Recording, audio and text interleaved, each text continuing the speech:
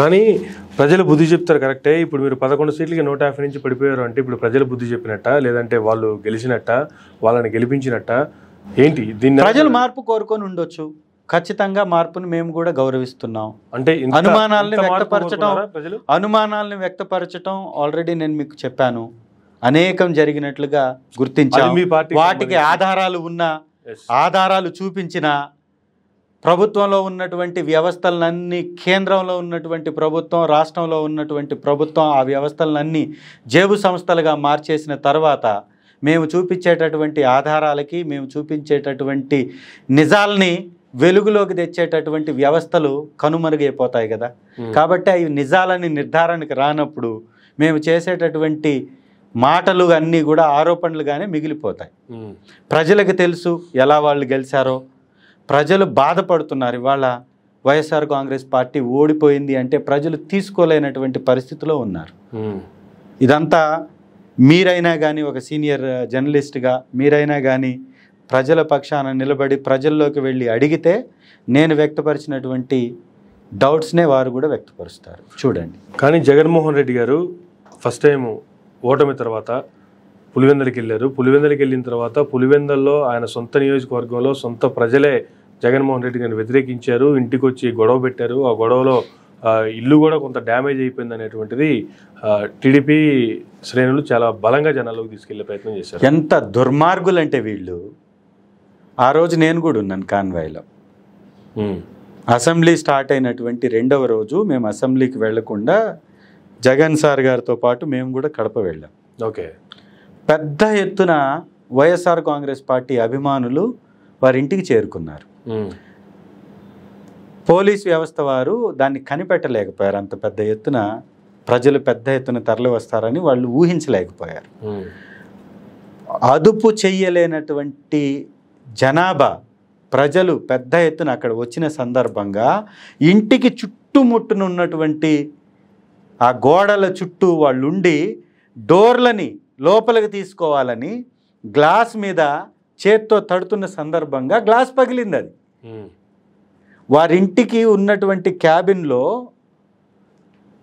ఉన్న కిటికీకి ఉన్న గ్లాస్ అది పగిలింది. ఓకే. ఆ గ్లాస్ పగిలితే దాన్ని చూపిస్తూ వ్యతిరేకత అని లేదా వ్యతిరేకంగా మాట్లాడారు అని చెప్పటం నీతిమాలిన తత్వం ఎలా ఉంటుంది? వాళ్ళు జగన్మోహన్ రెడ్డి గారికి వ్యతిరేకంగా చేసినటువంటి నినాదాలు కావచ్చు, అక్కడ జరుగుతున్న ఎవ్వరు చాలా క్లారిటీగా వాళ్ళ సోషల్ మీడియాలో చాలా క్లారిటీగా వీడియోస్ కూడా ప్రెజెంట్ చేస్తున్నారు. సార్, అది ఒక తప్పుడు ప్రచారం.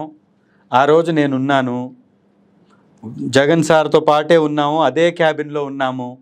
మేము నిలబడ్డ సందర్భంగానే గ్లాస్ పగిలింది. అక్కడే ఉన్నాం మేము. జగన్ సార్ లోపలే ఉండి అందరిని కలుస్తున్నారు.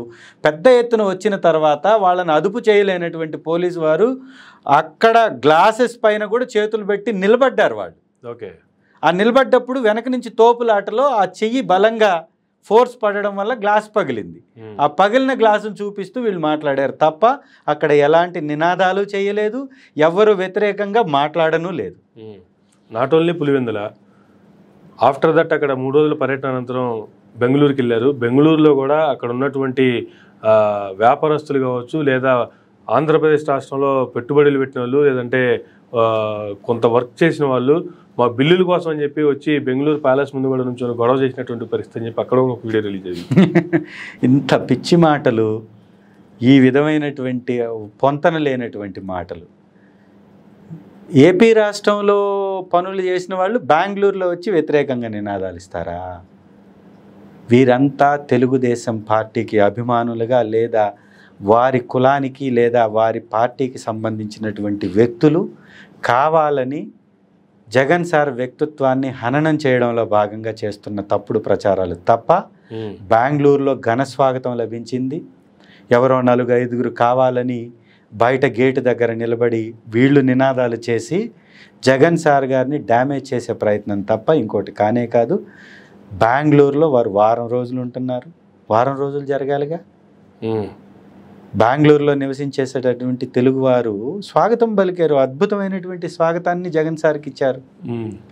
మా పరిపాలన బాగుంది కాబట్టే తెలుగు ప్రజలు ఆహ్వానించారు, స్వాగతించారు. ఎలక్షన్స్లో జరిగినటువంటి దాన్ని చాలాసార్లు మనం మాట్లాడుకున్నాం. తెలుగుదేశం పార్టీకి 2019లో వచ్చినటువంటి రిజల్ట్స్ సందర్భంగా మరి 23 సీట్లకు పడిపోయారు. వారికి వచ్చినటువంటి ఓట్ల కంటే మాకు ఈరోజు ఎక్కువ ఓట్లు వచ్చాయి. మరి వాళ్ళు బౌన్స్ బ్యాక్ అయితే మేము కాలేమా?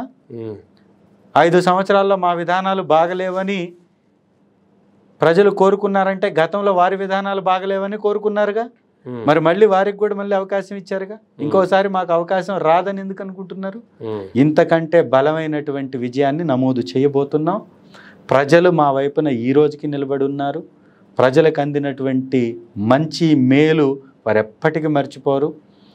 గ్రామ స్వరాజ్యాన్ని తీసుకెళ్ళినటువంటి పార్టీ మాది, గ్రామ స్వరాజ్యాన్ని అమలుపరిచినటువంటి పార్టీ మాది. కాబట్టి ప్రజల మద్దతుతో మరొకసారి ఘనమైనటువంటి విజయాన్ని నమోదు చేస్తాం. ఇవన్నీ కూడా తప్పుడు ఆరోపణలు, తప్పుడు ప్రచారాలు, వారు చేస్తున్నటువంటి వ్యతిరేక విధానాలని ప్రజల యొక్క దృష్టిని మరల్చే విధంగా ఈ కార్యక్రమాలు చేపడుతున్నారు. అయితే వారం రోజుల్లో అక్కడ పర్యటన అంటున్నారు. వారం తర్వాత మరలా ఏపీకి వచ్చేస్తారా జగన్ గారు? వస్తారు కదా. 6 నెలల వరకు బెంగళూరులోనే ఉంటున్నారు. బెంగళూరు ప్యాలెస్లో 6 నెలలు అక్కడే ఉండబోతున్నారు అనేటువంటి వార్తలు వాస్తవం లేదా? మరి ఖచ్చితంగా వాస్తవం లేదు. ప్రజల మధ్యలో ఉంటారు జగన్ సార్, ప్రజల కోసం పోరాడతారు.